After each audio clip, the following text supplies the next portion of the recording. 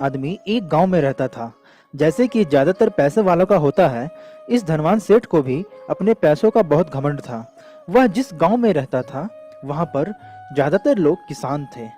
इन सभी किसानों के पास जितनी भी जमीन थी, उससे कई गुना ज्यादा जमीन इस अकेले सेठ के पास थी। कई गरीब किसान तो इसके घर में काम भी करते थे और अपना पेट पालते थे। इसी गांव में मोहन नाम का एक बड़ा ही मेहनती और सच्चा किसान रहा करता था। मोहन का परिवार थोड़ा बड़ा था। उसके परिवार में उसके बूढ़े माँ बाप, उसकी पत्नी और उसके 3 बच्चे थे, जो अभी काफी छोटे थे। मोहन के पास ज्यादा जमीन नहीं थी, लेकिन जितनी भी थी उसमें वह बड़ी मेहनत करता था और अपने परिवार का पेट पालने लायक अनाज उगा लेता था।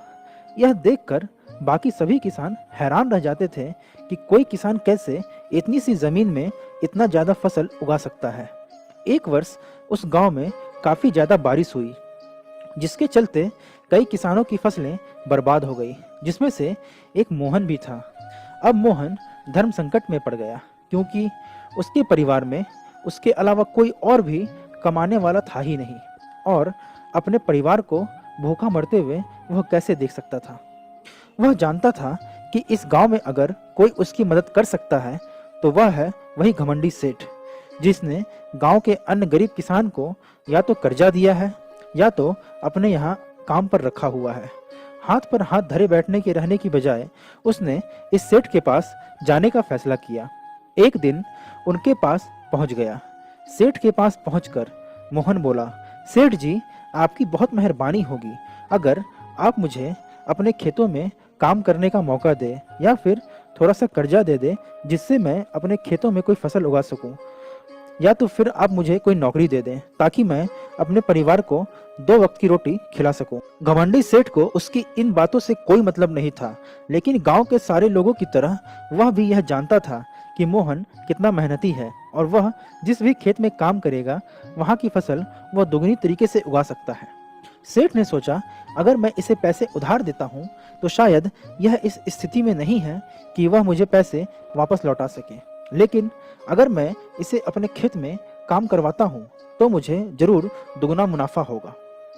सेठ मोहन से बोला, देख भाई, मेरे पास तो तुझे देने के लिए पैसे वैसे हैं नहीं, और मेरे पास अभी खेतों में काम करने के लिए कई किसान पहले से ही मौजूद है, लेकिन मैं तुझ पर तरस खाकर मैं तुझे अपने खेतों में नौकरी देता हूँ, पर मैं तुझे इसके लिए ज़्यादा पैसे नहीं दूंगा।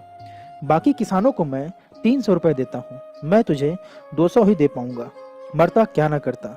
मोहन ने सेठ की शर्त मान ली और उसी दिन से सेठ के खेत में काम करना शुरू कर दिया। 2 महीने तक नियमित वह सेठ के खेतों में जाकर कड़ी मेहनत करता रहा, और देखते ही देखते 4 महीने का काम उसने अपनी मेहनत से 2 महीने में ही पूरा कर दिया। सेठ उसके काम से काफी खुश था, लेकिन वह कभी उसको यह जताता नहीं था। जब सेठ ने देखा कि उसके खेतों का काम अब खत्म हो चुका है और अगर वह मोहन को काम से निकाल देता है तो उसके 2 महीने के पैसे बच जाएंगे, तब सेठ ने मोहन को काम से निकालने का फैसला किया। एक बार सेठ को यह विचार भी आया कि अगर इतना मेहनती आदमी उसने निकाल दिया तो फिर शायद उसे इतना मेहनती आदमी दोबारा ना मिले। लेकिन फिर उसने सोचा कि अगले साल जब काम आएगा तो फिर उसे वह नौकरी पर रख लेगा। आखिर इस गांव में उसके अलावा है ही कौन जिसके आगे ये गरीब लोग अपना हाथ फैलाएंगे। एक दिन सेठ ने मोहन को अपने पास बुलाकर उसको उस दिन का पैसा दिया, और साथ ही साथ उसने यह भी कहा कि कल से तुमको काम पे आने की कोई जरूरत नहीं है। मेरे पास अब तुम्हारे लिए कोई काम बचा ही नहीं है। जब मेरे पास काम आएगा तो मैं तुम्हें वापस फिर से बुला लूंगा। यह सुनकर मोहन का दिल बैठ गया। वह फुट फुट कर रोने लगा और सेठ के सामने काफी मिन्नतें करने लगा। पिछले 2 महीनों से कम ही सही, कम से कम उसके बच्चों और उसके परिवार के पेट में अन्न का दाना तो जा रहा था। अब वह क्या करेगा, यही सोचकर उसकी आंखों से आंसू निकल आए। मोहन ने सेठ के पैर पकड़ लिए और वह सेठ के आगे गिड़गिड़ाने लगा, रोने लगा और भीख मांगने लगा। सेठ जी, मुझे इस काम की बहुत ज्यादा जरूरत है, मुझे इस काम से मत निकालिए। अपने मतलब से मतलब रखने वाला सेठ टस से मस ना हुआ। उसने खरी खोटी सुनाकर मोहन को वहां से चलता कर दिया और मन ही मन में 2 महीने की तनख्वाह बचने के लिए वह खुशी मनाने लगा। अगले दिन जब सेठ सवेरे उठा और अपने आंगन में आया तो उसने देखा कि मोहन उसके आंगन में आकर पहले से ही बैठा हुआ है। सेठ ने उसे पास बुलाकर पूछा कि क्या हुआ, मैंने तुम्हें कल कहा था ना कि कल से तुम काम पर मत आना, फिर तुम क्यों यहाँ आकर बैठे हो? मोहन बोला, सेठ जी, मुझे वापस से आप काम पर रख लीजिए। आप जानते ही हैं कि मेरी आर्थिक स्थिति कैसी है, थोड़ी दया कीजिए। लेकिन सेठ ने उसकी एक ना सुनी और फिर एक बार फिर उसे भला बुरा कहकर वहां से जाने के लिए कहा। बेचारा मोहन अपना सिर झुका के वहां से चला गया। अगले दिन फिर यही घटना दोहराई गई। मोहन फिर से सेठ के आंगन में आकर बैठ चुका था, उसके उठने से पहले ही। सेठ ने फिर उसको वहां से जाने के लिए कहा। यही घटना अगले कई दिनों तक चलती रही। अब तो मोहन सेठ के भगाने पर भी वहां से नहीं भागता था और उसी से वहां रिक्वेस्ट करके वहीं बैठा रहता था। एक बार सेठ ने उससे पूछ लिया, तुम कैसे आदमी हो यार, मैं तुम्हारा अपमान करता हूँ लेकिन तुम्हें कोई फर्क नहीं पड़ता। तब मोहन ने सेठ से कहा, सेठ जी, मुझे आपकी बातों का बुरा तो बहुत लगता है, लेकिन जब मैं घर जाता हूँ ना और भूख से बिलखते अपने माँ बाप और बच्चों को देखता हूँ, तब आपका यह अपमान मुझे कुछ भी नहीं लगता। इतना सब कुछ होने के बाद भी सेठ का दिल जैसे पत्थर का बना हुआ था। उसने मोहन को अभी तक काम पर नहीं रखा था और ना ही उसने ऐसा करने के बारे में कुछ सोचा था और कोई इरादा बनाया था। एक दिन सेठ ने सोचा कि कुछ दिनों के लिए किसी और गांव में चला जाता हूँ ताकि मोहन से पीछा छुड़ सके। अगले दिन मोहन के आने से पहले ही सेठ अपने परिवार को लेकर अपने किसी संबंधी के यहाँ चला जाता है और फिर वहां पर 10 दिन रहने के बाद फिर से अपने गांव घर वापस लौटता है। घर लौटते ही सेठ ने आसपास हर जगह नजर दौड़ाई तो पाया कि वहां पर अब मोहन नहीं था।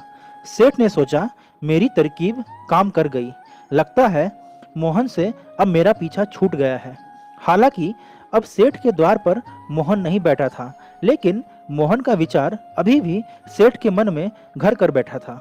सेठ सोच रहा था, मोहन इतनी जल्दी हार मानने वाला आदमी तो दिखता नहीं है। आखिर उसके साथ क्या हुआ होगा जो यहाँ पर वो नहीं आ रहा है? क्या उसे कोई कहीं और काम मिल गया है या फिर कुछ और बात है? इन्हीं विचारों ने सेठ को बहुत ज्यादा बेचैन कर दिया और आखिरकार सेठ को मोहन की खबर लेने के लिए गांव में जाना पड़ा। सेठ को मोहन का पता मालूम नहीं था, इसलिए उसने आस पड़ोस के अन्य किसानों से पूछने पर यह पता चला कि मोहन अभी घायल हो चुका है और अपने घर पर आराम कर रहा है। सेठ ने जब उसके घायल होने का कारण पूछा तो लोगों ने सेठ को बताया कि जब सेठ अपने घर पर नहीं था, वह अपना घर छोड़कर किसी और गांव में गया था, तब उसी समय उसका घर को बंद देखकर कुछ चोर उसके यहाँ चोरी करने आए थे, जिनको रोकने की कोशिश करते हुए हाथापाई में मोहन चोटिल हो गया था। यह सब जानने के बाद सेठ का पत्थर दिल भी अब मोम की तरह पिघल गया। सेठ को अपने किए पर बहुत ज्यादा पछतावा होने लगा और वह अपने मन ही मन में अफसोस करने लगा। सेठ ने अपने आप को याद दिलाया कि कैसे उसने एक शरीफ और सच्चे आदमी को ज्यादा काम करवा कर भी उसको उसके पूरे पैसे नहीं दिए और जिसको गले से लगाना चाहिए था उसे उसने ठोकर मारकर भगा दिया। सेठ मोहन का घर का पता पूछकर उसके घर पहुंचा तो देखा कि मोहन के घर की हालत बहुत ही ज्यादा बुरी और खराब है। उसका परिवार भूख से बेहाल है और वह खुद अपने हाथ पैर पर चोट के साथ एक खाट में पड़ा हुआ है। यह दृश्य देखकर सेठ की आंखों से आंसू बह निकले। सेठ ने मोहन के पास जाकर उससे सच्चे दिल से माफी मांगी, उसको उसकी मेहनत के पैसे दिए और उसका इलाज भी करवाया और उसको हमेशा के लिए अपने यहाँ काम पर रख लिया। तो आई होप दोस्तों आपको ये कहानी अच्छी लगी होगी। अगर आपको ये कहानी अच्छी लगे तो मेरे वीडियो को लाइक करें, मेरे चैनल को सब्सक्राइब करें और शेयर करें। तब तक के लिए मिलते हैं ऐसी ही कहानी के साथ।